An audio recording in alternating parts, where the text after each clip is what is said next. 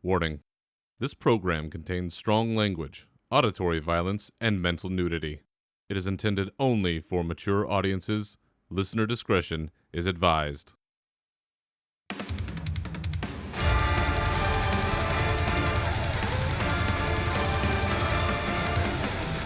Welcome to your uncensored home for World of Warcraft news and opinions.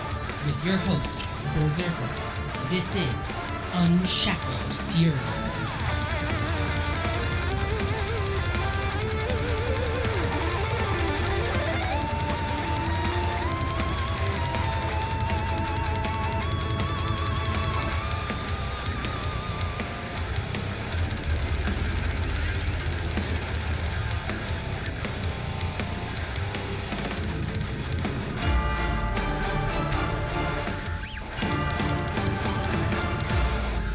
Spring has sprung. The incarnates are up to no good.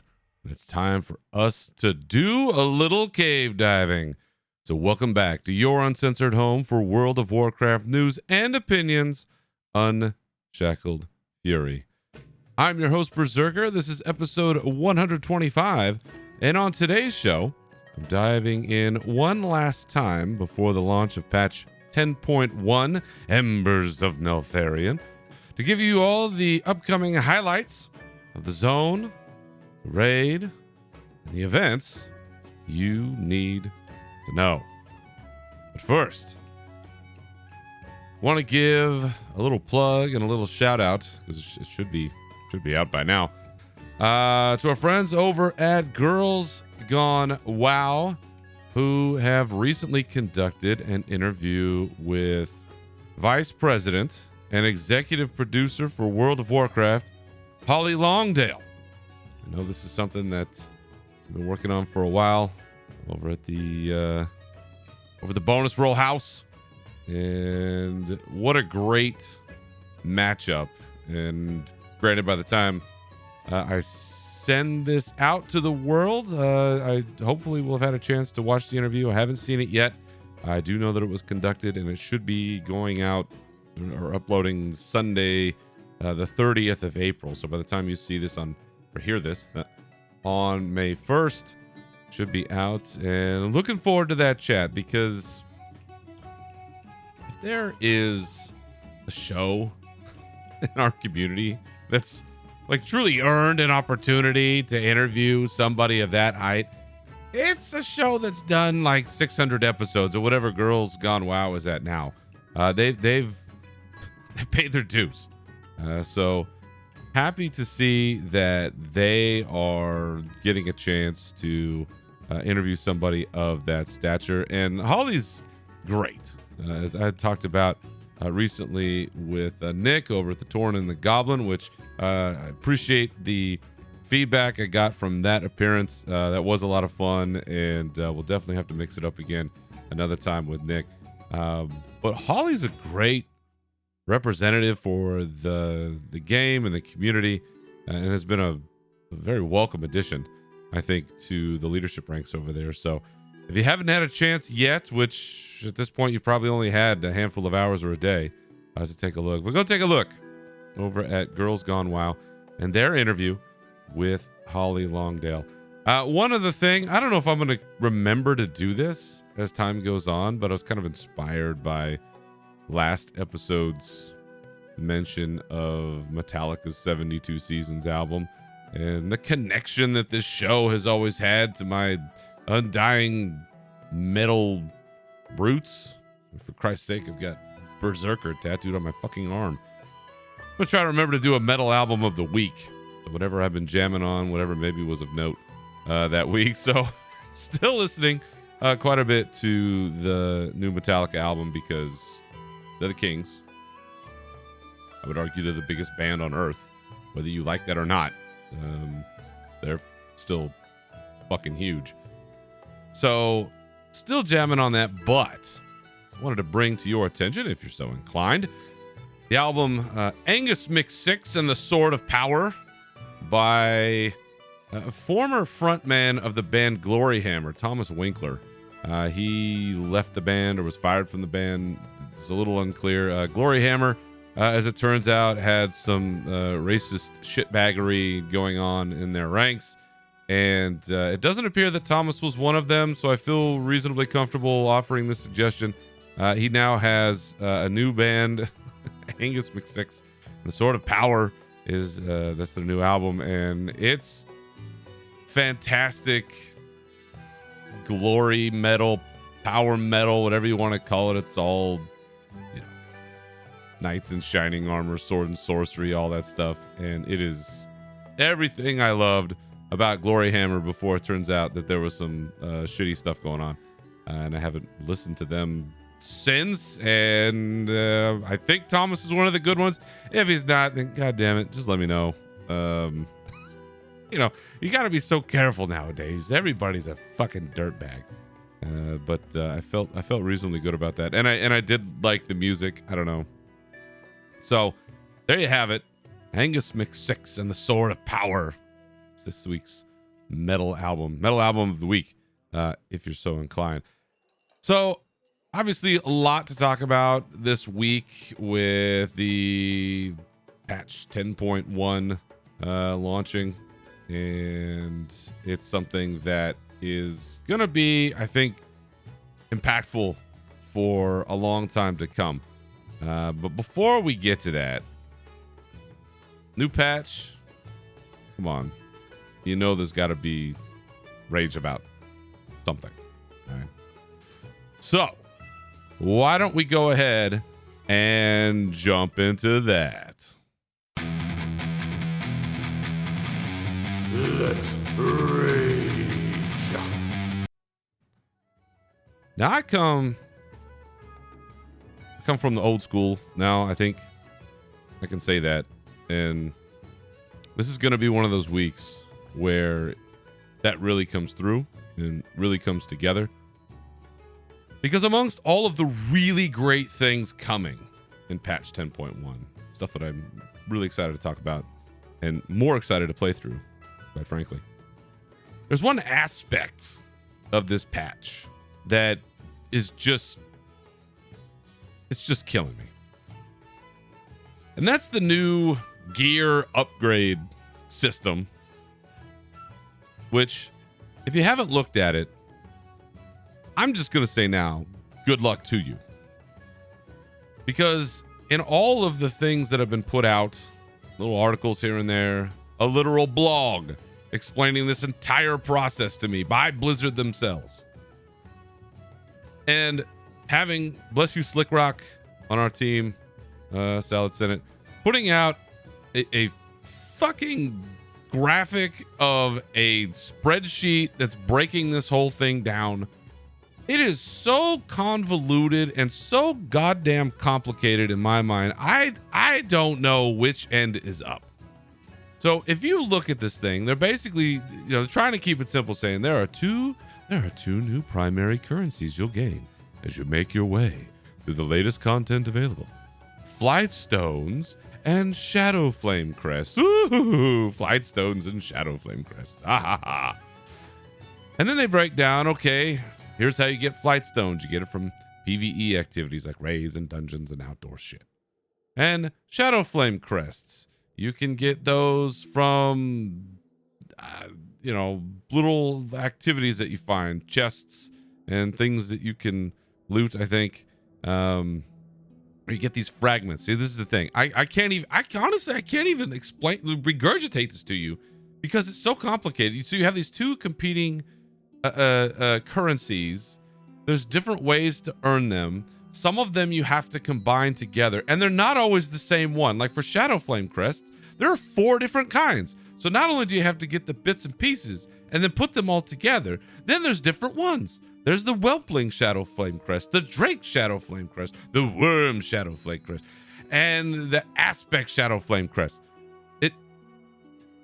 Different levels, right? Different gearing. So, obviously, I think they're trying to, Whelpling is way lower than an Aspect. So you could draw from the names what level you can, gear these up to. But it's not only that. The gear itself, they have distinct names. There's Explorer, Adventurer, Veteran, Champion, and Hero. only Explorer, Adventurer, Veteran, and Champion gear have all 8 levels of possibilities to upgrade. Hero has 5.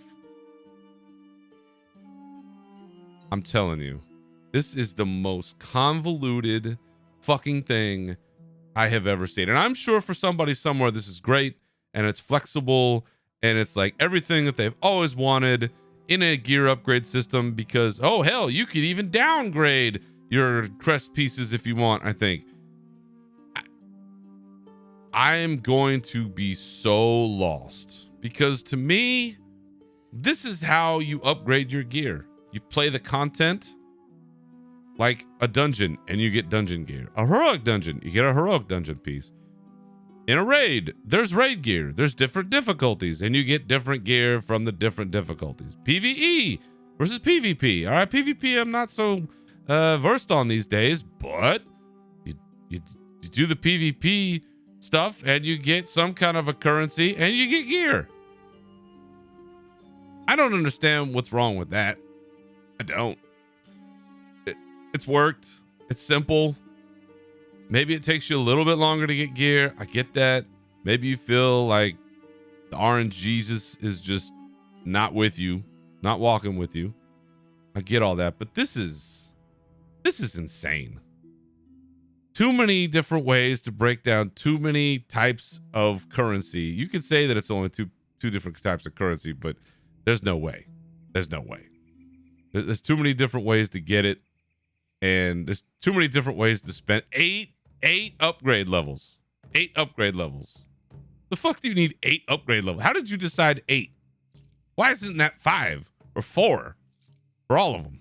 One of them has 5. Why? It makes no sense. This makes absolutely no sense. So, well, there is a lot to be happy about with this upcoming patch. I'm really pumped about what's coming. We're gonna jump on that now, but maybe when I get to do this, I'll be like, you know what? This is the greatest thing since sliced bread. I am so excited now. Oh my God. I'm going to get my Aspect Shadow Flame crest and I'm going to upgrade my hero gear to level 441. It's the best. It's possible. Maybe that's what I'm going to do. You catch me in about 4 episodes going, oh man, I was fucking wrong. But I doubt it. Blizzard, I love you. But this is too much. This is too much. Just please, for the sake of us old dum-dums, go back to the easy way. Maybe one currency comes from a handful of places and that's it. Because this, my friends, is too much. But be that as it may, we do have a lot coming this week. Patch 10.1. So why don't we jump into that?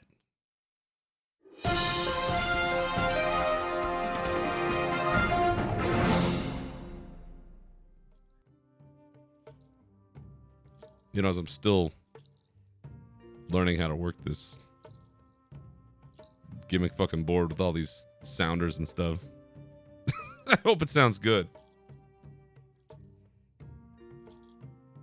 Gotta take a swig of coffee there for the working man.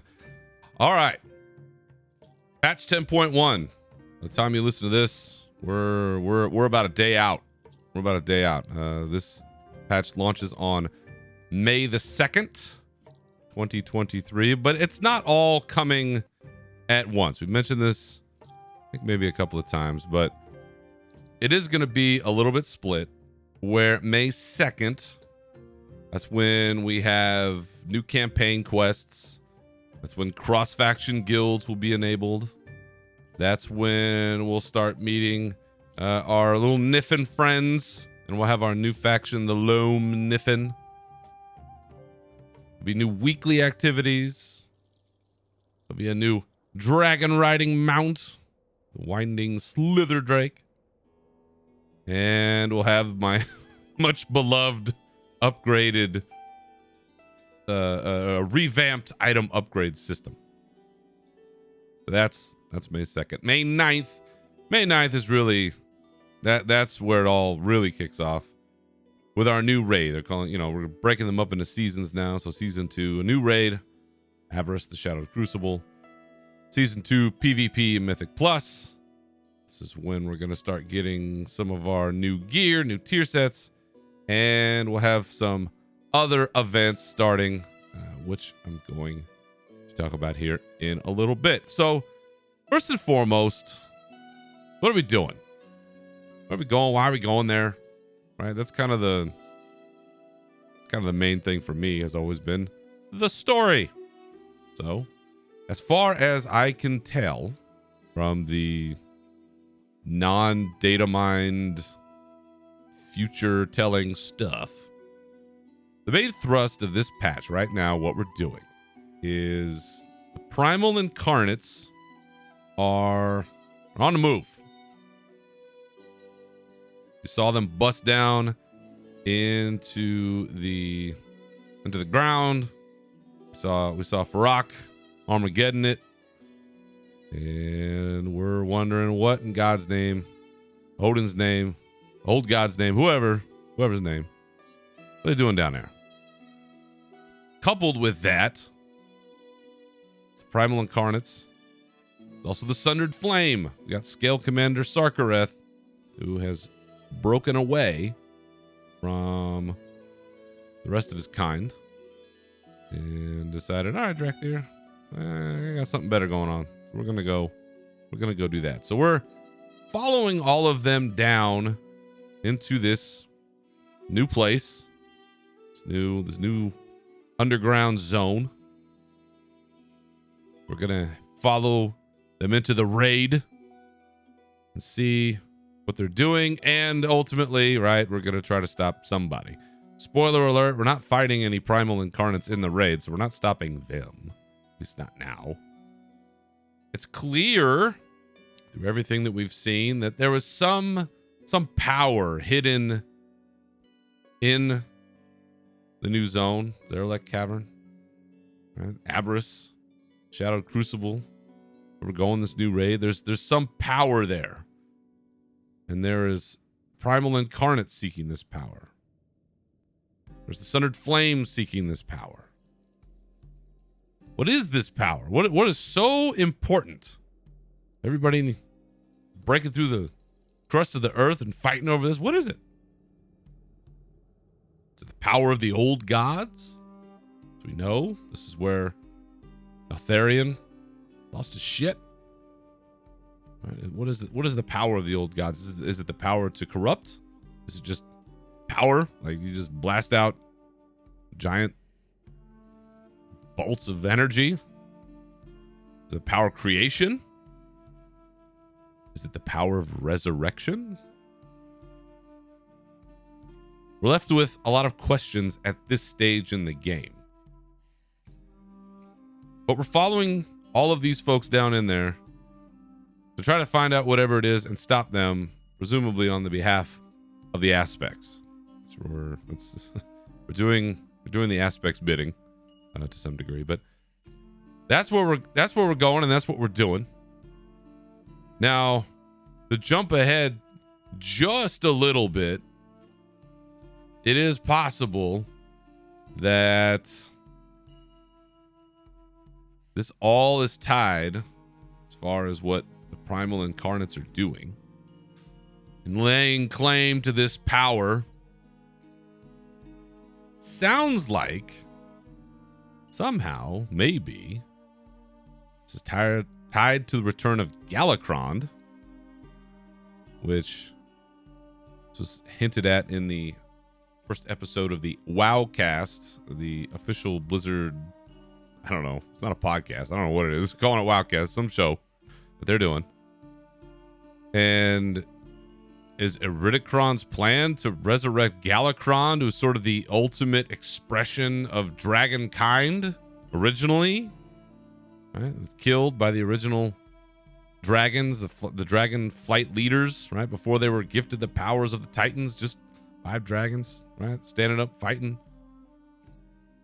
Gifted those powers, and this is the crux of the rub between these two groups, the incarnates and the aspects.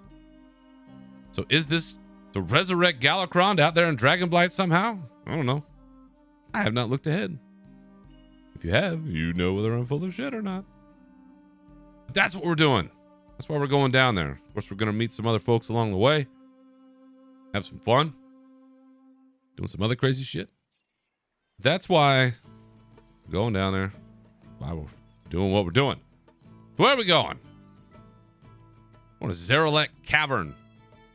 This huge underground zone. It's enormous. It's immense.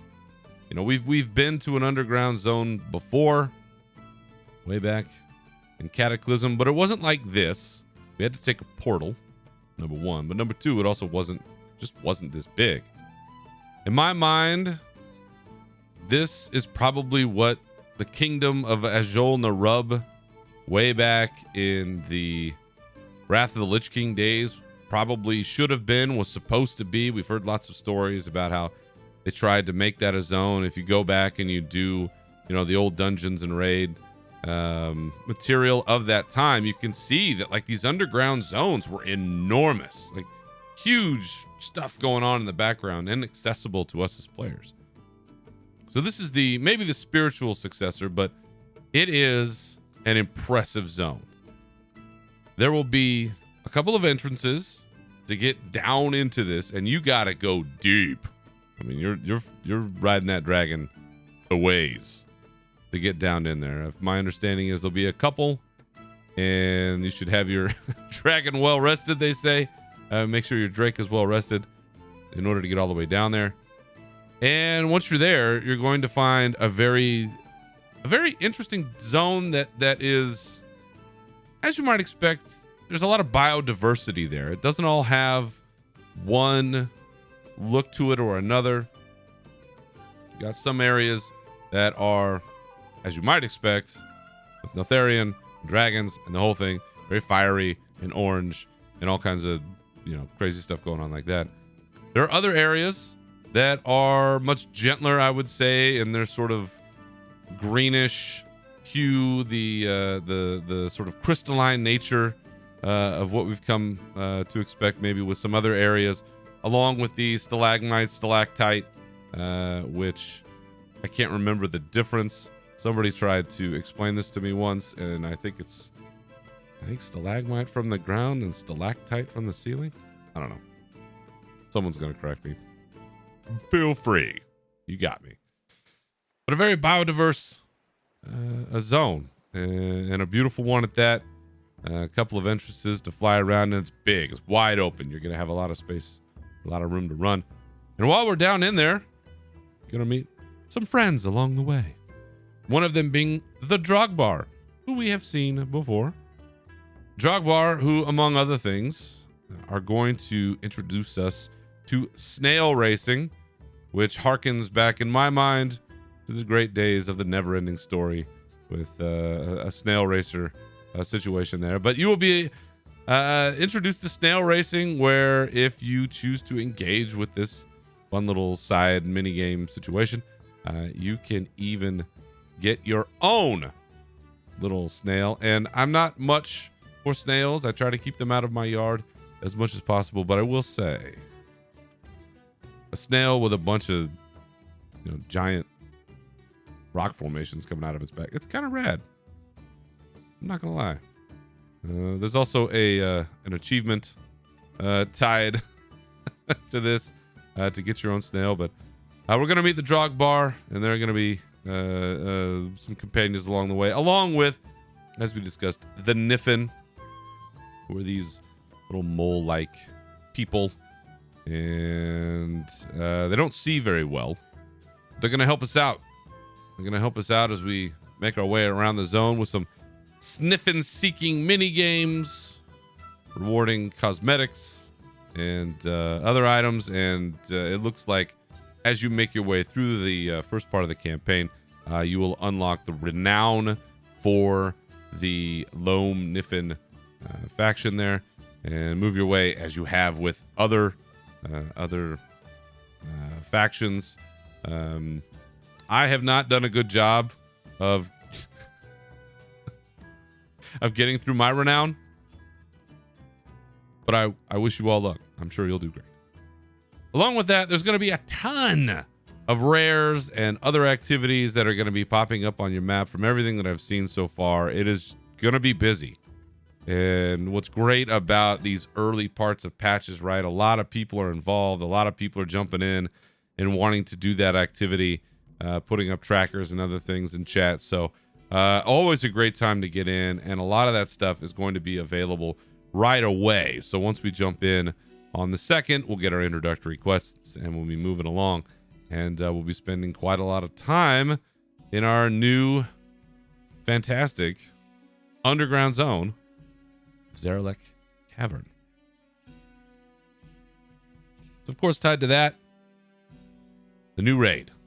The new raid. It's certainly the biggest jam for me and a lot of people, I think, who, like me, above all else, enjoy raiding as their primary activity.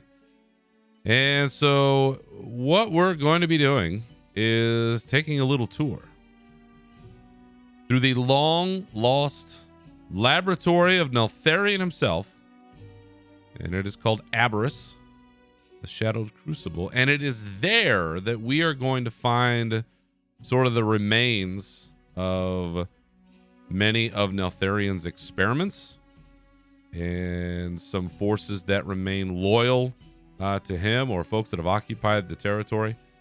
And we're even going to fight, skip to the end a little bit, an echo of Neltharion himself, rocking some armor that we've seen most recently in the shorts that we saw before the launch of the expansion, and what appears to be sort of an updated model of a sword, Ashkandi, that we've seen way back in the past, and I believe it is also on the loot table.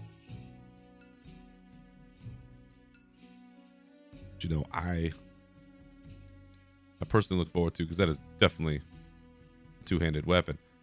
So Aberrus comes out on the 9th of May, so that'll be 1 week after the patch actually drops.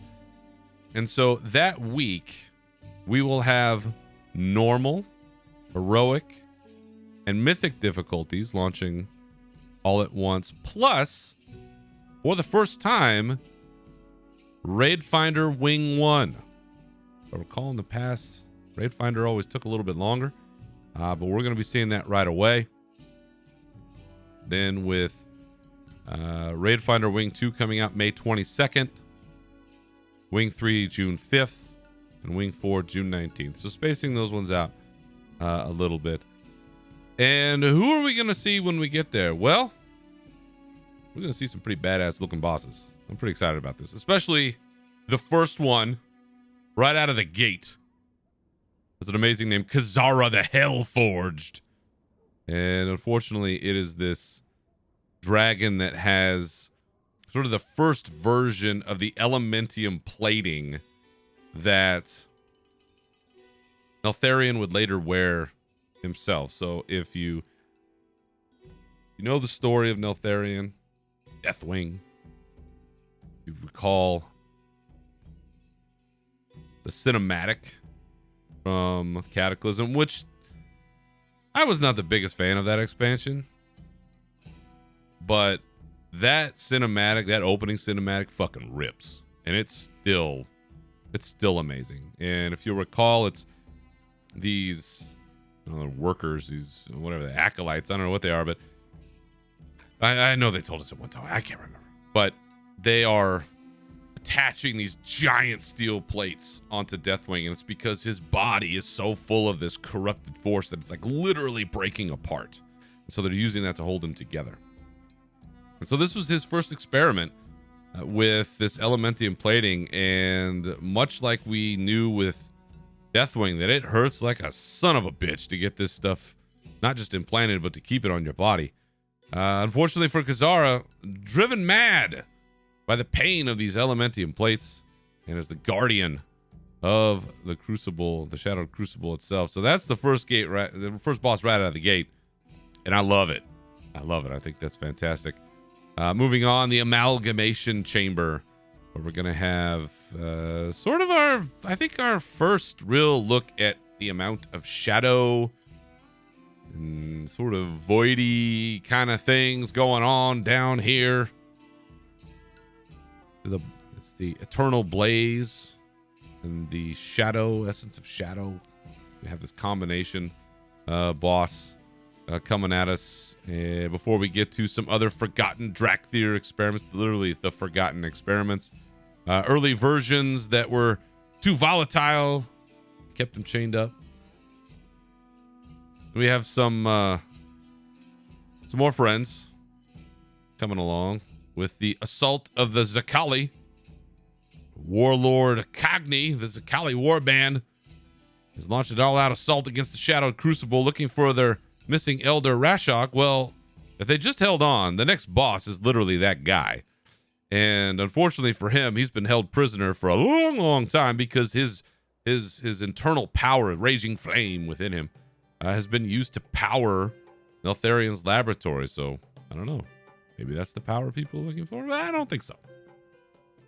Moving on, we have the Vigilant Steward, Zakarn. This is Karn, who's sort of like the Taskmaster, who test all of these experiments, and they're strong enough, I guess, to defeat him. They could survive and move on, and if not, they were dead.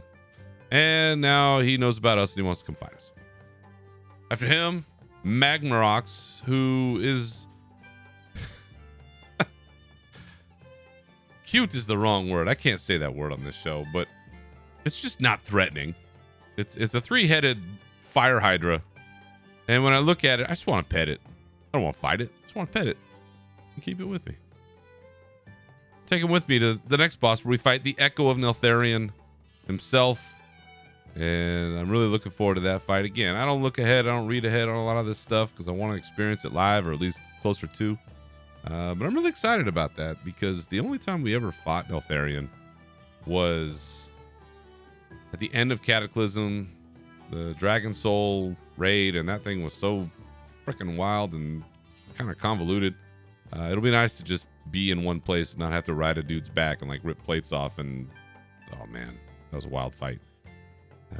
But looking forward to Echo of Neltharion before we get to Scale Commander Sarkareth, leader of the Sundered Flame, also trying to reclaim whatever the legacy of Neltharion is. That'll be the final fight of Aberrus.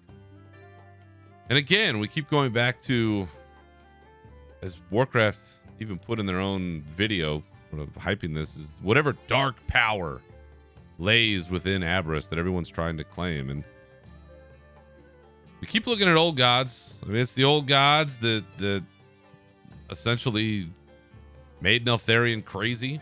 All the whispers of the old gods, and they turned to their power. We saw in the pre-expansion shorts that he used their power to blast his enemies, to defeat the primal incarnates, to at least our friend that we've defeated so far.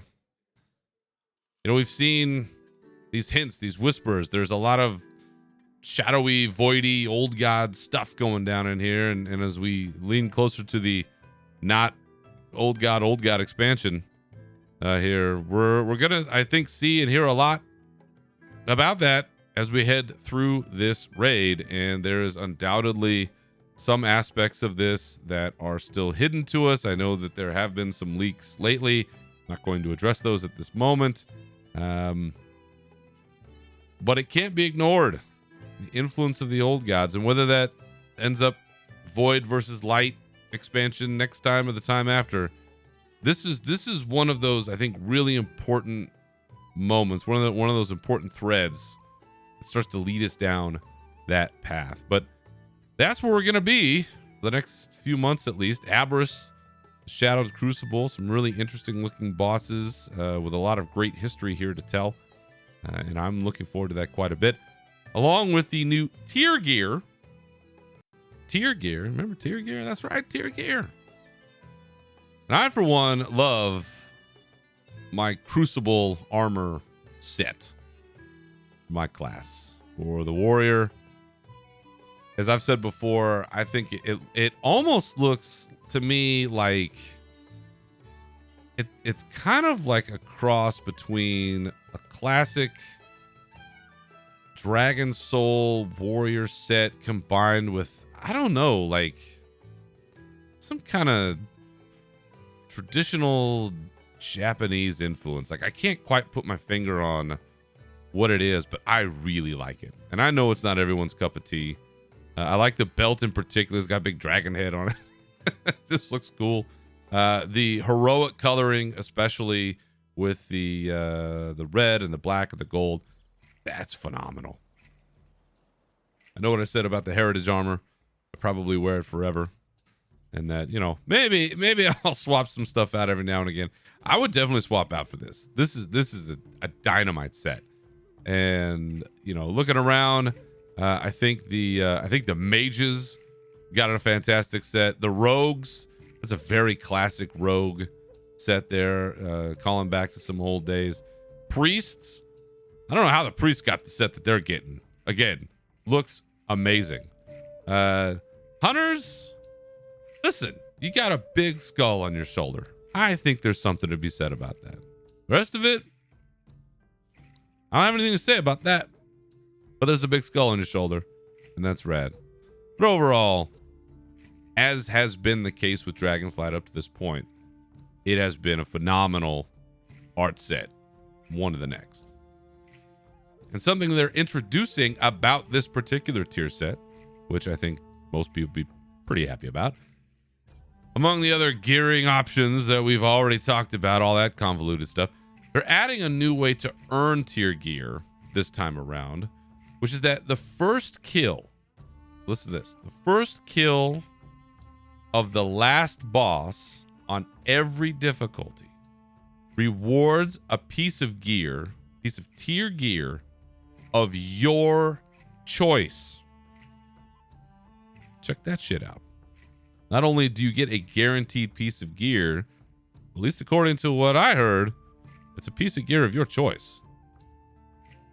With the intent, with all of the various ways that they'll have in patch 10.1 to get tier gear, is to get you to your 4-piece bonus as fast as possible. Which, you know, the upgrade system I mentioned earlier may not be my cup of tea, but I can respect that they're trying to get more gear into people's hands quicker, because at the end of the day, especially for teams like ours where gear really does give you a big leg up, it's so helpful across the board to get that stuff as quick as possible. On top of that, the revival catalyst charges, I can say it, are going to be passively gained. We don't have a weekly quest or bi-weekly quest. We don't have to worry about gathering those. So again, being able to upgrade that gear as we have been on a regular basis to get to that 4-piece bonus as fast as possible. I hope your 4-piece bonus is something that you actually like. Then you can, you can get it, do it, and enjoy it. But overall, that's what we're looking at out of the raid. And this time around, patch 10.1. Patch 10.1.5 is already sort of some kind of encrypted nature already. So once we get through this next couple of weeks and the raid has been cleared, and I guess if you want to look ahead, you can officially see what all the story is. You know, we're going to be moving on to whatever the next thing is. But for this time and space, that's what we're going to be looking at when it comes to raiding and when it comes to the gear. Now, outside of that, there are going to be other activities because, hey, PvP, we don't really talk about PvP much on this show, but it is out there and something's going to happen with it. And you know what? Our friends over at Technically PvP can fill you in on all of that. Not going to be here. But there are other events besides PvP. There are other events besides raiding. There's some pet battling stuff. Not going to talk about that. Let's talk about some stuff that I will mention here on the show. One of them being, we talked about this before, Fyrakk assaults starting on the 9th of May. Same day that the raids are launching. Fyrakk assaults are going to be happening in a couple of places on the surface side. So this will be outside of Zarelek Caverns. This will be back on the surface where we've been up to this point.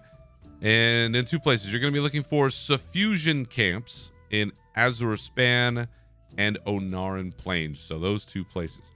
And here it's one of those things where there's, minions of Fyrakk or, whoever baddie, right? Doing some things, and you try to stop them, get the attention of the big bad, and then hopefully you can overcome, complete the challenges, and earn gear and other rewards, because there will be gear to earn from those Fyrakk assaults. Back inside Zarelek Cavern, you will find, also in that same week, May 9th, Researchers Under Fire, where you are going to assist researchers Renan Korin, Greta Herzig, and Thalen Dark Anvil, I know that guy, as they investigate a Titan mining lockdown with some Niffin buddies that we've now met in Zarelek Cavern. So I assume, the first week we're meeting everybody, okay, and then we start spreading out and causing problems. This would be one of them. So we're investigating this Titan mining lockdown, and this is something that will be a public event that's going to be available after weekly maintenance. You got to wait until the weekly maintenance, and it will be up every hour at the half hour. So this will be kind of, I mentioned earlier about the zone and lots of things constantly going on. This will be one of them. And I've also noticed that the usage of the term public events seems to be something that they're doing quite a bit. So you may start hearing that more often. You're going to be a bunch of new world bosses. Hey, new land, new world bosses. That's how it goes. But that there are, I say 2, but there's one world boss event in particular that's kind of interesting that they're trying, and it's a duo boss, Vakan and Golna, I think is how you say this. And these 2, also available 5/9 that week, May 9th. They are going to have different abilities, and if you figure out how to sort of do the fight right, you can use the abilities against each other. So it's kind of an interesting take on the world boss. Usually we just fly in and dominate and do what we got to do. But this one requires a little more coordination, it looks like. So looking forward to giving that a try because, let's be honest, the world boss thing, I don't want to say it's stale, but, you see the thing pop up. Okay, world boss, go. Find a group. Okay, go. And then you're out, right? It's, I don't want to say mindless, but you kind of just walk through these nowadays. So interested to see a new take on it and looking forward to that myself. Other things they're calling public objectives. A public objective, they're saying, is a 5 to 10 minute publicly credited bonus objective. And players will all make progress towards its completion and together for rewards. I assume that this is sort of like the next version of the soup, getting that, everybody getting together and making some soup. But the public objectives, so keep an eye out, once again on your map, appear as stars on the Zarelek Cavern map, and they appear about 30 seconds before the public objectives become active. I assume that means that there will be add-on or a tell or somebody doing something. But that will be one of the other things to keep a lookout for amongst all of the rest going on out there in all of these new zones. And of course, no patch Dragonflight would be complete without some dragon riding improvements, upgrades, additions, what have you. So keep an eye out. We'll have 8 new dragon riding glyphs with 2 new traits. So you got new glyphs to earn and new traits to choose. One of them being ground skimming. Love that ground skimming. So if you haven't seen this yet, sometimes it can be a pain when you're flying and you want to keep flying and maybe you're dropping low and you hit the ground. Well, this will allow dragon riding near the ground, and you'll regenerate 1 vigor every 30 seconds. Keep an eye out because this will not occur if Thrill of the Skies is active. So you kind of have to maintain sort of the proper speed. The second trait that you can earn is Land's Blessing, which will sort of buff your ground skimming to regenerate 1 vigor every 20 seconds instead of 30 seconds. So I know I still have not gotten all the ones from the Forbidden Reach. I've gotten a few, so I do need to round out there. But more dragon riding glyphs, and of course, you know, as we're going on and doing other activities, there'll be other skins and upgrades and, you know, all the stuff that we do for cosmetics. So keep an eye out for all of that. On top of those items, cross-faction guilds, they're a thing. They're a thing. They're happening.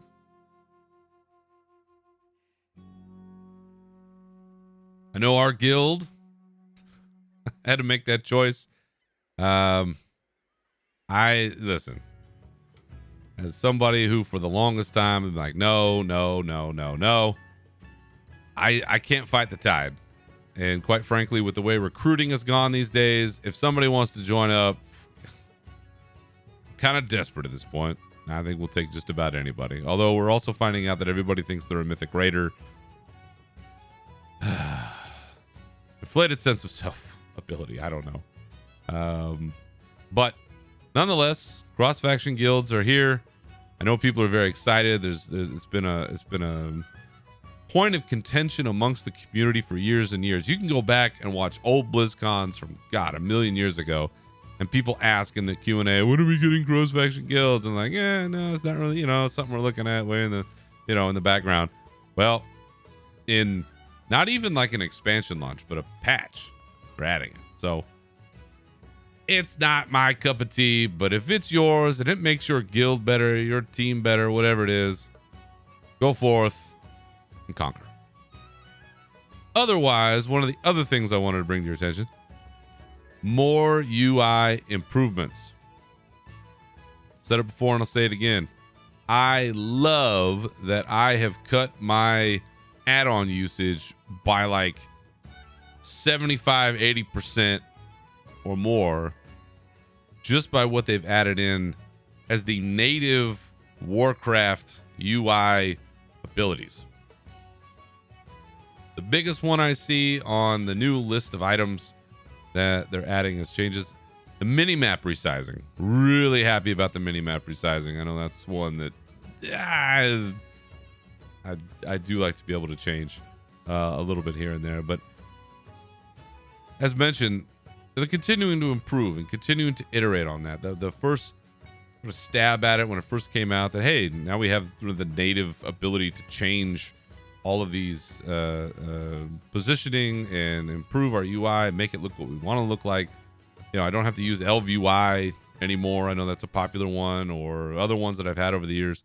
Just being able to go in and change the thing. I haven't thought about my UI more than a couple of times this entire expansion so far. It's been so flawless for me. I know some people, they need that level of granularity to be able to have it exactly the way that they want. And so those other add-ons do serve their purpose still. No shame, no hate on that.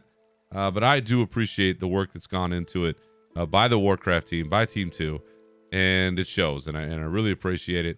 And seeing more of that, I think, has been great. So there's kind of your general overview, where we're going, why we're going there, and what we're going to be doing when we get there.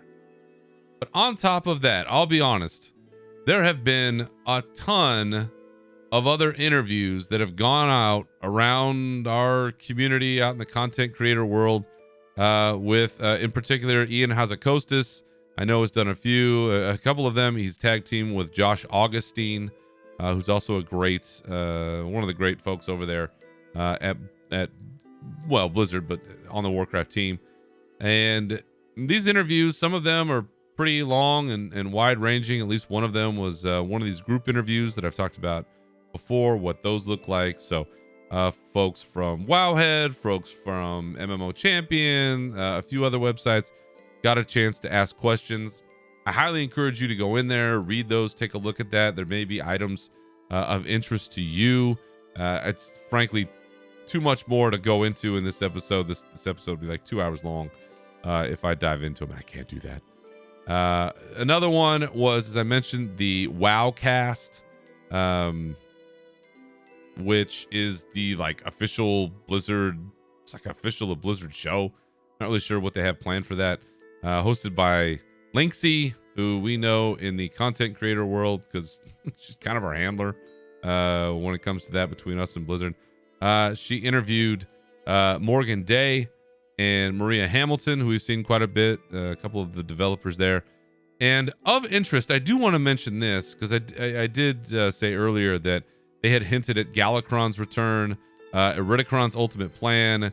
They've also mentioned in that interview a Green Dragonflight story continuation, that there is some encrypted Neltharion storyline stuff going on, that Murazond and Nozdormu will have some action coming up, along with not just Chromie, but the confirmed evil Chromie they're calling Morky.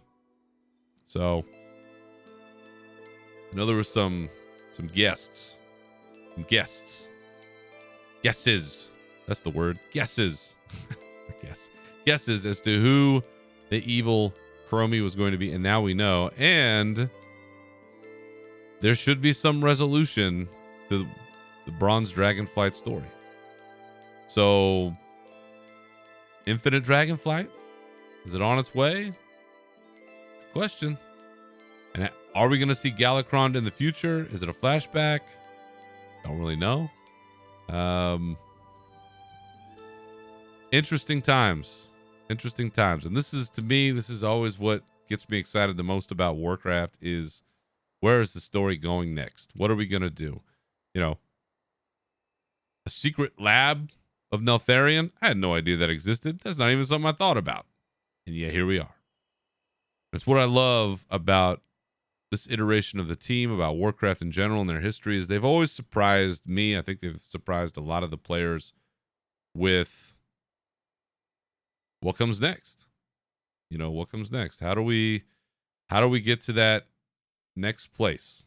What is that next place going to be? We think we know. But we never do. Well, sometimes we do. A lot of times we're pretty surprised.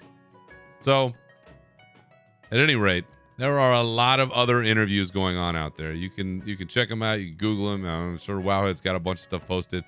Frankly, I found a lot of it confusing because people were quoting from certain parts of certain articles, and I didn't even get a chance, I think, to follow them all up.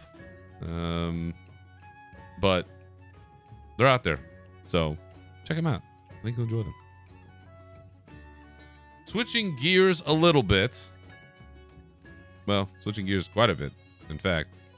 We got another big deal we got to talk about outside of the patch 10.1 goodness, which is the purchase of Activision Blizzard by Microsoft. Haven't really talked a whole lot about this as of late. Last time I mentioned this was when we had Jez Corden on the show, and he talked a little bit about his thoughts on that, because he, I think, is a great voice and has a great view on this. Well, we've hit a roadblock. It's a big one. Just a few days ago, the United Kingdom Competition and Markets Authority, so the CMA, made an announcement that they are blocking the merger. They announced the decision to block the merger, and you're never going to believe why, stating that they have competition concerns related to cloud gaming. And if I understand this correctly, specifically that Call of Duty is not available via the cloud or something. It's so unbelievably dumb. It's exactly what I expect from government officials around the world. There is a wonderful write-up. It's an editorial piece on Windows Central called "The Microsoft and Activision Blizzard Deal is Being Scrutinized for the Wrong Reasons." I think it has a really great breakdown of what's gone wrong and why. And quite frankly, whether it's the CMA in the UK, whether it's the FTC here in the US or elsewhere, there is just a fundamental misunderstanding by all of these regulators, or at least too many of them, about the environment that the gaming sphere exists in, how competition works between, PC gaming and PlayStation and Xbox. And a lot of this originally, Sony was the big roadblock. Oh, Sony's going to get screwed out of this somehow. Like, there are things that are exclusive to PlayStation. How is this now an issue that there are things that could be exclusive to like PC or Xbox? That already are. It makes no sense. And so there was all of this hue and cries. Sony may have been holding up the deal. We're not really sure. Well, it turns out cloud gaming and the fall of Google Stadia was the thing that I guess they're trying to hang their hat on. It's a terrible argument. It makes absolutely no sense.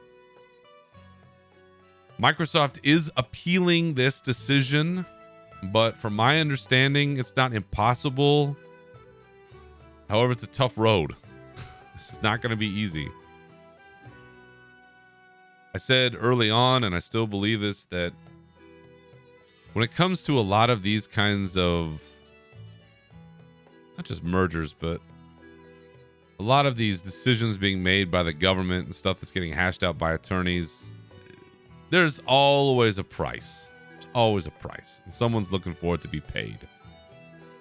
So I still feel confident that this deal will somehow find a way to get through. It's probably going to take a lot longer than people want. But there's so much money to be made here. I don't feel like these companies are going to leave it on the table. I just don't. Even with this roadblock from the UK CMA, I feel like there's a way through. I'm not sure what it is, but I feel like it could be something. There has to be something there. On a sort of related note, Activision Blizzard on its own, it's continuing, Blizzard's continuing to do well as a business right now. They're really riding a high. The loss of the Chinese player base is killing their monthly active user numbers. I mean, it's gone down by millions. But Blizzard itself is doing well. The pre-sale for Diablo 4 looking good. People are excited about it. So there's no real good reason why this isn't happening. And so I think that's why I'm hopeful that it will eventually get done, because there's no good reason for it. And I think eventually some good sense will prevail, because until then, and if it doesn't happen, we are still stuck with Bobby Kotick. And honest to God, I don't think anybody wants that. I don't think anybody wants that at all. But be that as it may, that is the current status of the Microsoft deal. And I just hope and pray to whatever gods there may be, that sense prevails and we can get this deal done. Before I head out this week, let's end on a more positive note than that. To celebrate patch 10.1, close this loop here, we got a couple things going on that I wanted to draw to your attention. First, because this has become wildly popular to the dismay of Warcraft trading card game item collectors everywhere, Twitch drops are coming once again, and not just one, but two. And one of these I really like.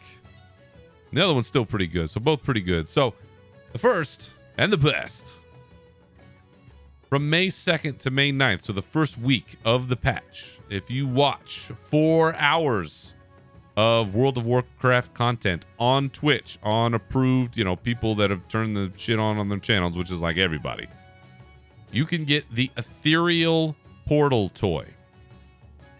I really liked this back in the day when it was introduced in the trading card game. I almost purchased it myself, but I couldn't justify it, and I'm glad that I held off because now it's available basically just for watching 4 hours of approved content.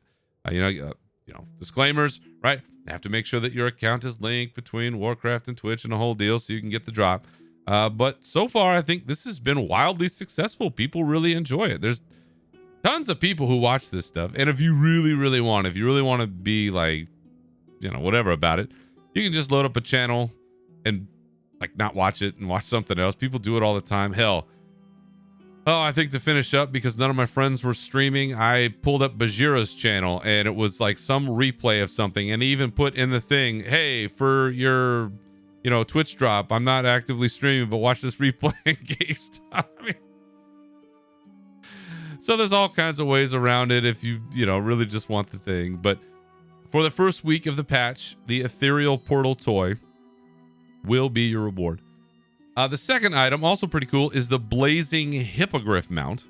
So that's coming May 9th to May 15th, and all the details are out there. So if you want to pull it up, I know the World of Warcraft the World of Warcraft Twitter account has a link, and there's articles out there in every content creator space. So if you are looking for either of those items, won't cost you much, but a little bit of your time, and I think those are pretty cool.